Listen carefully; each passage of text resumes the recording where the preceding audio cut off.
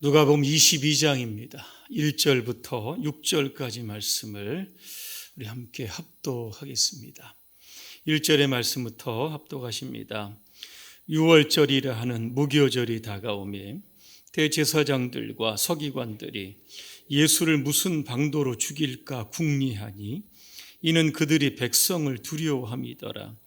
12 중에 하나인 가룟신이라 부르는 유다에게 사탄이 들어가니 이에 유다가 대제사장들과 성전 경비대장들에게 가서 예수를 넘겨줄 방도를 의논하며 그들이 기뻐하여 돈을 주기로 언약하는지라. 유다가 허락하고 예수를 무리가 없을 때에 넘겨줄 기회를 찾더라. 아멘. 가룟 유다의 배신이라고 하는 주제로 말씀을 드리겠습니다. 오늘은 사순절 세 번째 주일입니다. 주님의 십자가의 고난을 우리가 묵상하면서 오늘도 우리의 삶이 가룟 유다의 전철을 밟고 있지는 않은지를 한번 되돌아보면서 우리의 신앙을 점검하는 기회로 삼아야 할 겁니다. 오늘 본문에 보니까 이 가룟 유다가 대제사장들과 서기관들에게 갑니다. 그 이유는 예수를 배신하고 예수님을 팔려고 하는 목적을 가지고 갔습니다. 여러분, 가룟 유다가 누굽니까? 이 가룟신이라고 하는 것은 유다의 남부 지방의 한 지역의 이름입니다. 유다라고 하는 것은 찬양하다라고 하는 겁니다. 예수님의 12 제자 중에 유일하게 이 유다 쪽에 있는 제자가 가룟 유다입니다. 그래서 12 제자의 공동 재정을 만큼 굉장히 똑똑했고 엘리트 제자 중에 하나였던 겁니다. 그런데 그가 예수님을 배신하고 은 30에 예수님을 팔아버립니다. 양심의 가책을 느꼈든지 스스로 물러가서 목매어 죽었다, 그렇게 표현을 합니다. 그래서 후세는 가룟 유다를 가리켜서 예수님의 배신자라고 하는 낙인을 딱 찍어놓은 겁니다. 오늘 1절에 보니까 6월절이라 하는 무교절이 다가왔다 그랬습니다. 6월절이 어떤 뜻입니까? 넘어간다는 겁니다. 역사적인 배경을 보면 출애굽 전날 밤입니다.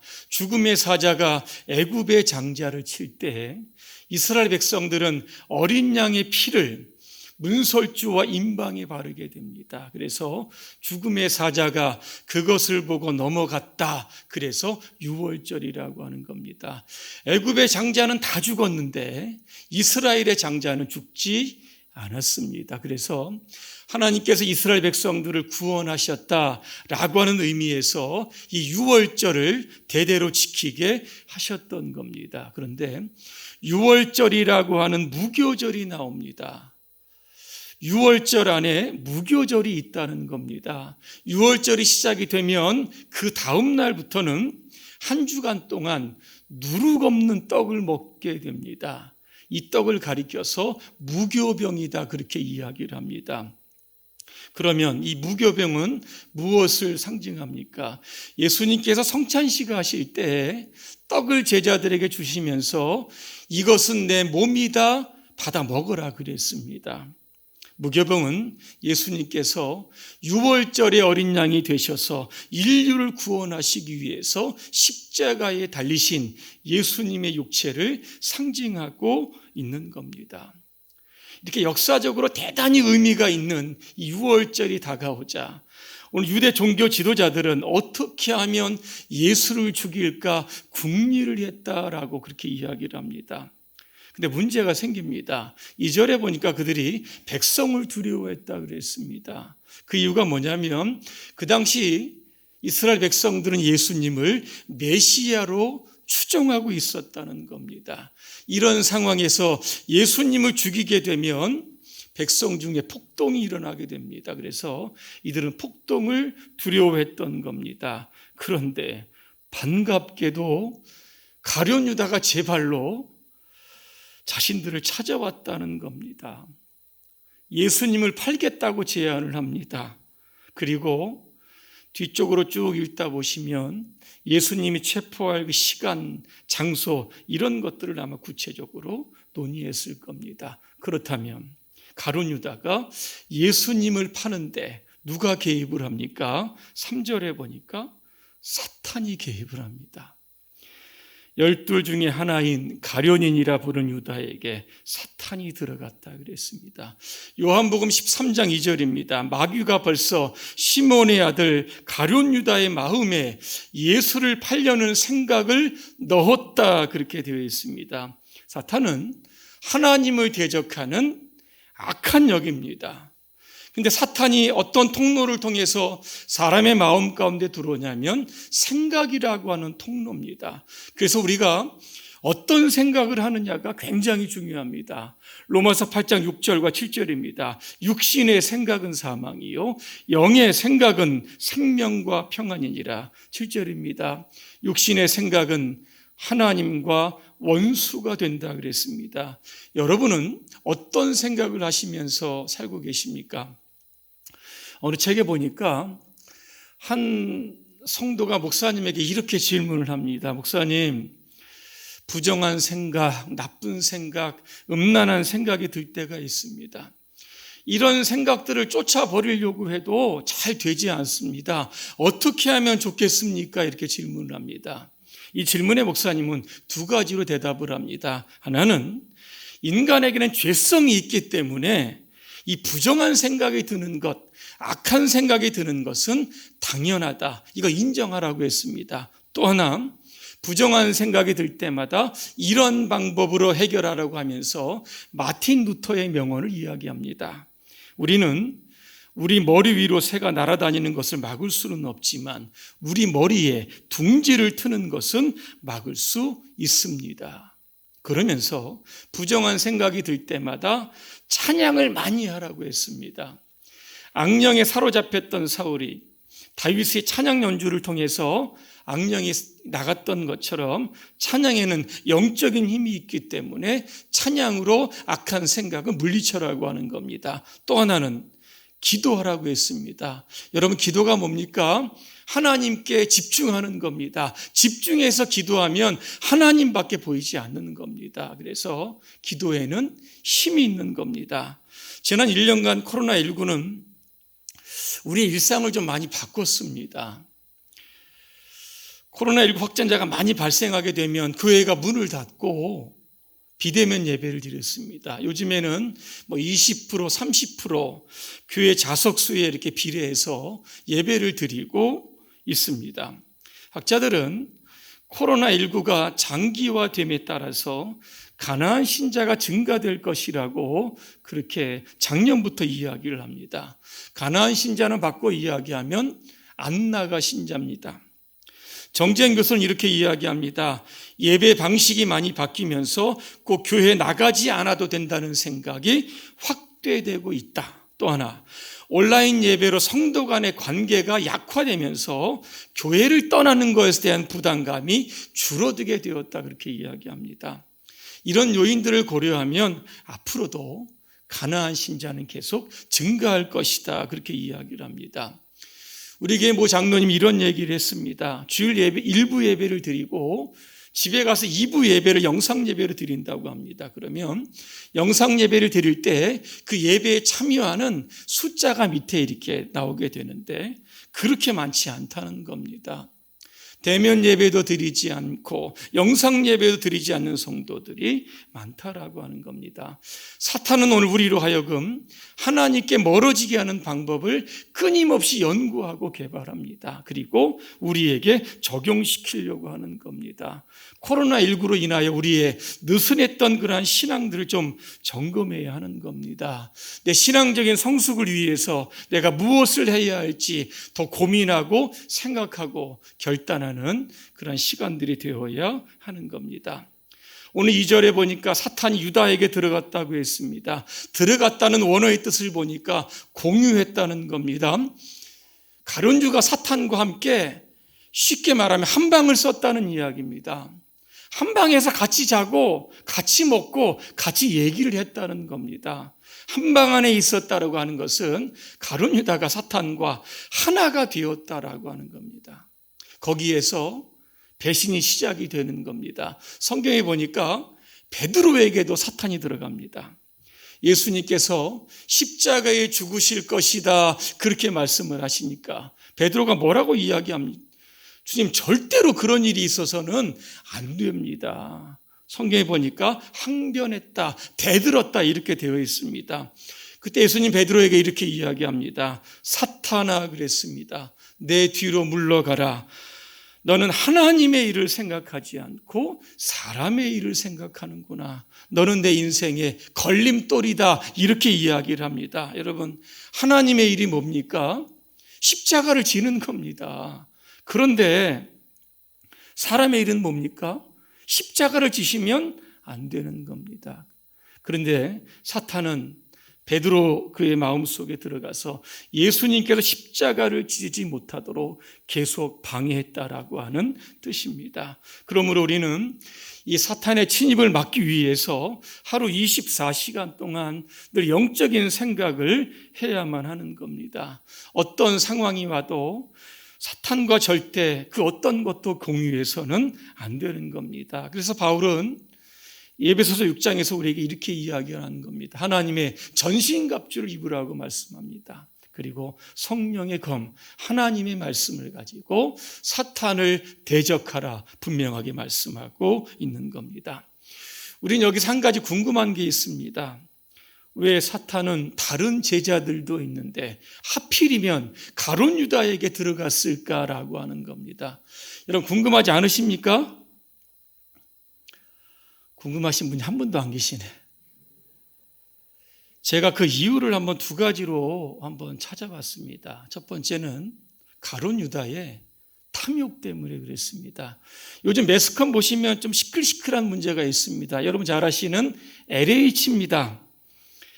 이 LH 직원들이 3기 신도시로 지정된 광명이나 이 시흥의 토지를 사들였다라고는 의혹을 끊임없이 제기를 하는 겁니다. 그 토지에다가 또 나무를 심었다고 합니다. 한 은행에서 수십억을 빌려서 그 토지를 샀다 이런 얘기도 있습니다. LH는 토지 분양이나 택지 개발을 하는 그런 공기업입니다. 그런 만큼 임직원들에게는 엄중한 도덕성이 요구되는 겁니다. 그런 H 직원들이 미공개 정보를 이용을 해서 투기를 했다라고 하면, 그것으로 사적인 이유를 편취했다라고 하면 이게 중대한 범죄가 되는 겁니다. 이것을 몰랐을 리 없을 겁니다. 그럼에도 그렇게 했다라고 하는 것은 결국 그들의 마음 가운데 탐욕이 있었다라고 하는 겁니다. 여러분, 탐욕이 뭡니까? 지나치게 집착하는 욕심, 이게 바로 탐욕입니다. 가령 밀림의 사자는 먹을 만큼만 사냥을 합니다. 쌓아놓기 위해서 사냥하는 법은 절대로 없습니다. 그런데 사람은 그렇지 않습니다. 지금 갖고 있는 것에 만족감이 없습니다. 조금만 더 하면서 자꾸만 축적해 놓으려고 하는 그러한 본성이 있는 겁니다. 어떻게 보면 다른 사람들보다 더 많이 쌓아놓고 더 많은 돈을 가지고 더 잘 살 수 있고 더 행복하게 살 수 있다라고 하는 마음은 그리 나쁜 게 아닙니다. 그냥 본능일 뿐인데 문제는 탐욕입니다. 지나치게 집착하는 이 욕심, 결국 사람을 타락시키게 되는 겁니다. 앤드류 카네기는 이런 이야기를 합니다. 세상에 돈이라는 우상보다 사람을 더 타락시키는 우상은 없다, 그렇게 이야기합니다. 그럼 가룟 유다의 탐욕이 어디서부터 시작이 되었는지를 말씀드립니다. 요한복음 12장에 보면 예수님께서 유월절 엿새 전에 베다니로 가십니다. 베다니에는 죽었던 나사로가 살던 집이 있는 겁니다. 나사로가 예수님을 초청을 하고 잔치를 막 벌입니다. 마르다는 옆에서 시중을 듭니다. 그때 마리아가 순전한 나드 향유 한 근을 가지고 방으로 들어옵니다. 그리고 그것을 깨어서 예수님의 발에다가 붓습니다. 그리고 자기의 머리털로 예수님의 발을 닦았다 그랬습니다. 그 향기가 온 방에 가득했다 그랬습니다. 이때 여러분 가룟 유다가 이렇게 이야기를 합니다. 이 향유를 300데나리온에 팔아서 가난한 사람들에게 나누어 줬으면 좋았을 텐데 왜 이렇게 낭비를 하느냐고 마리아를 질책을 하고 있는 겁니다. 여러분 가룟 유다가 왜 이 마리아를 비난했습니까? 그 이유가 6절에 나옵니다. 제가 읽어드립니다. 이렇게 말함은 가난한 자들을 생각함이 아니요 그는 도둑이라 돈꾀를 막고 거기 넣는 것을 훔쳐감이라 그랬습니다. 요한도 12제자 중에 하나고 가룟 유다도 12제자 중에 하나입니다. 제자가 제자를 봤을 때 얼마나 정확하게 봤겠습니까? 그는 공적인 회계의 업무를 담당하는 사람임에도 불구하고 슬쩍슬쩍 그 돈을 빼서 사적으로 이용했다라고 하는 겁니다. 그래서 오늘 요한이 유다를 가리켜서 도둑놈 이렇게 불렀던 겁니다. 저는 이 말씀을 묵상해 보면서 이런 생각이 듭니다. 왜 마리아를 가룟 유다가 비난을 했을까? 300데나리온 막 가격을 막 이렇게 나름대로 책정을 해서 이야기를 했을까? 그 돈 나한테 좀 맡겼으면 내가 가난한 사람들에게 나누어 주고 정말 필요한데 잘 썼을 텐데 왜 내 마음대로 그것을 그렇게 허비하고 낭비하느냐, 아마 이런 마음이 있지 않았을까를 생각해 보는 겁니다. 마태복음 26장에 가면 가룟 유다가 제사장들에게 갑니다. 예수님의 몸값을 흥정하는 장면이 나옵니다. 결국 은 30개로 서로가 합의를 받던 겁니다. 은 30이라고 하는 것은 그 당시 노예 한 사람의 가격이었다고 합니다. 어떻게 보면 크지 않은 돈이었을 겁니다. 많지 않은 돈에 왜 가룟 유다는 예수님을 팔았을까라고 하는 겁니다. 조금 전에도 말씀드렸지만 돈꾀에 있는 것을 자기 마음대로 빼냈었던 그러한 가룟 유다의 마음 가운데 아마 이 재정이 아마 텅텅 비었을지도 모르겠습니다. 그래서 그것을 채우기 위해서 예수님은 그렇게 큰 돈도 아닌데 은 30에 예수님을 팔았던 겁니다. 예수님은 탐욕의 결과를 이렇게 말씀합니다. 디모데전서 6장 10절입니다. 돈을 사랑함이 일만하게 뿌리가 되나니 이것을 탐내는 자들은 미혹을 받아 믿음에서 떠나 많은 근심으로써 자기를 찔렀도다 그랬습니다. 여러분, 탐욕을 부린다라고 하는 것은 하나님을 예배하는 것보다 돈이라는 우상을 숭배하는 것과 같다라고 하는 겁니다. 결국 그래서 돈을 따라가다 보면 하나님도 잃어버리고 믿음도 잃어버리게 되는 겁니다. 그래서 바울은 이 탐욕을 해결할 수 있는 방법으로 우리에게 이렇게 제안을 합니다. 빌립보 4장 11절부터 13절입니다. 제가 한번 읽어드리겠습니다. 나는 어떤 처지에서도 스스로 만족하는 법을 배웠습니다. 나는 비천하게 살 줄도 알고 풍족하게 살 줄도 압니다. 배부르거나 굶주리거나 풍족하거나 궁핍하거나 그 어떤 경우에도 적응할 수 있는 비결을 배웠습니다. 그리고 마지막에 뭐라고 이야기하냐면 나에게 능력을 주시는 주님 안에서 나는 모든 것을 할 수 있습니다. 이렇게 고백을 합니다. 여러분, 탐욕을 버리시기를 바랍니다. 지금 있는 곳에 만족하며 사시기를 바랍니다. 자족하고 만족하며 살면 몸과 마음도 여러분 편안해지는 겁니다. 그리고 우리의 삶에 꼭 필요한 것이 있다라고 하면 주님께서 다 채워주실 겁니다. 이런 믿음으로 살아가는 것, 이것이 바로 탐욕을 멀리할 수 있는 비결입니다. 또 하나, 왜 사탄은 가룟 유다의 마음 가운데 들어갔을까? 그 이유가 하나 있습니다. 세상적인 야망 때문에 그런 겁니다. 당시 유대의 종교에는 네 가지의 종파가 있었습니다. 바리새파, 사두개파, 세례 요한이 있었던 에세네파, 그리고 젤로파입니다. 이 젤로파라고 하는 것은 열심당이라고 하는 뜻입니다. 당시 이스라엘은 로마의 식민지 가운데 있었습니다.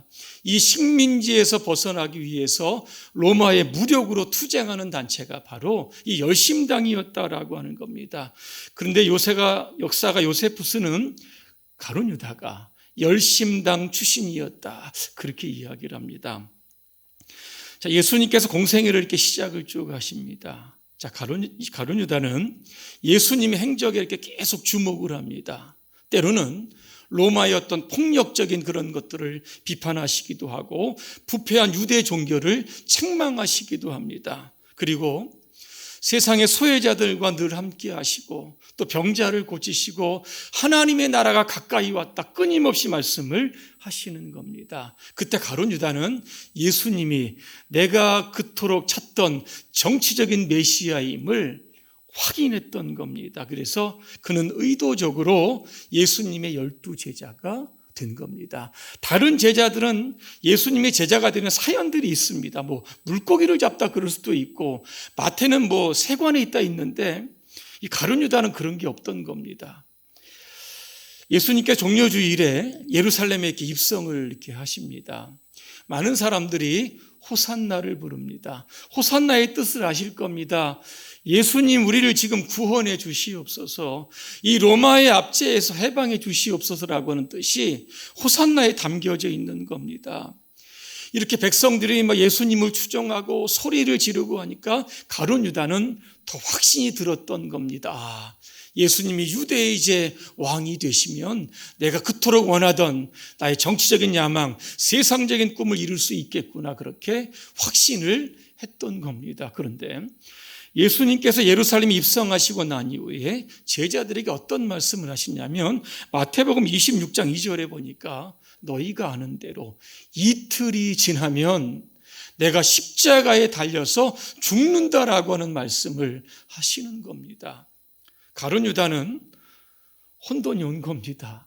내가 생각했던 메시아, 그 메시아가 십자가에 죽는다라고 하는 겁니다.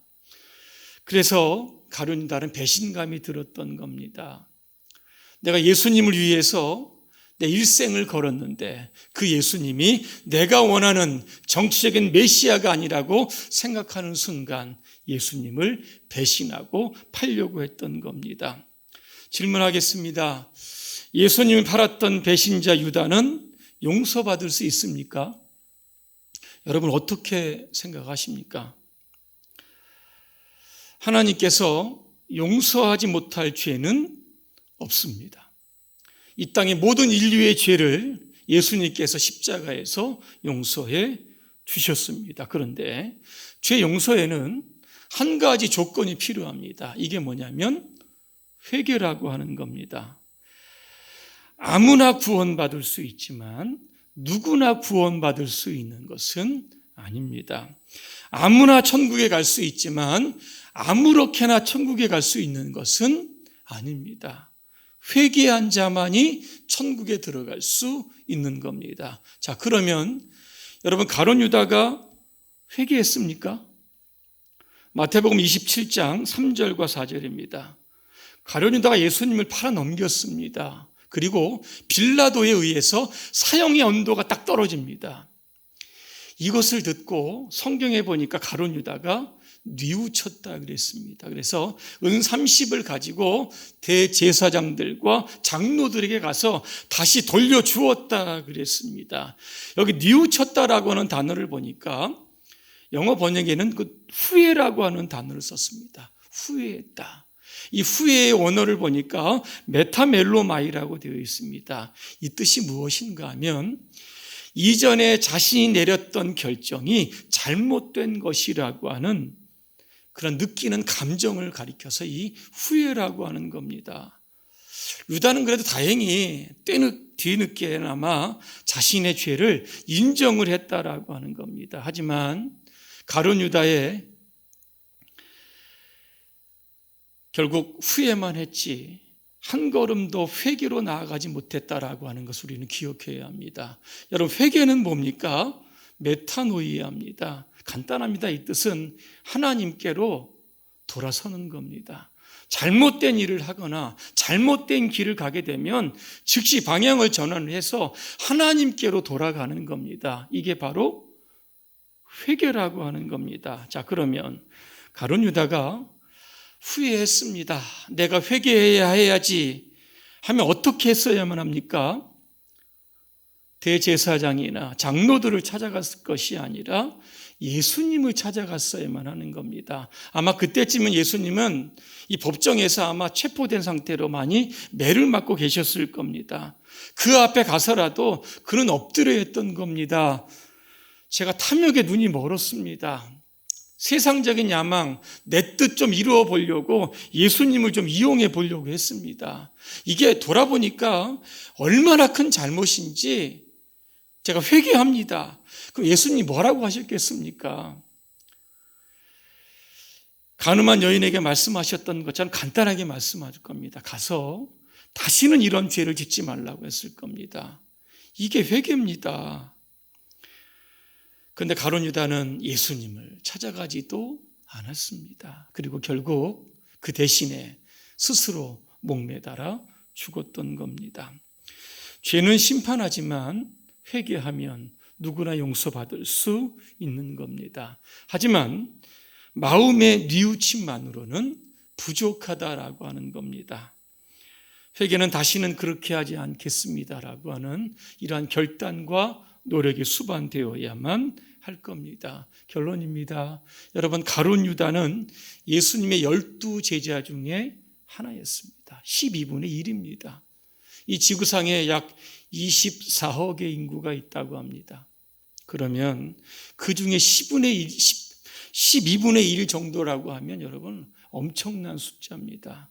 그런 사람들이 가룟 유다가 될 가능성들이 여전히 다분하다라고 하는 겁니다.